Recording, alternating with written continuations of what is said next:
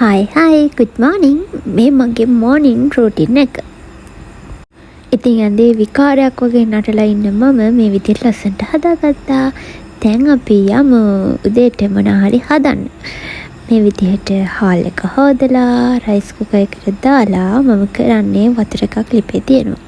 ඊට පස්සේ එළවලු ටික මේ විදිහට තෝරලා අරගෙන මේ විදිහට රසම රස කෑම ටිකක් හදාගන්නවා.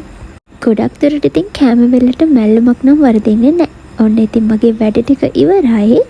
මේ තියෙන්නේ බත් එක. මේ මම හදාගත්ත ඉතුරු මාළු පිණි. රස පාටයි නේද? ඊට පස්සේ මම කරන්නේ ගෙදර හොඳට අතු ගාලා අස් කරන එක. මේ දේවල් ඉතින් මං හරිම ආසාවෙන් කරන්නේ. මට ඕන හරි ප්ලේලි වලට පිරිසිදුවට තියාගෙන ඉන්න. මම ළඟදී පටන් ගත්ත වගාවක් කරන්න.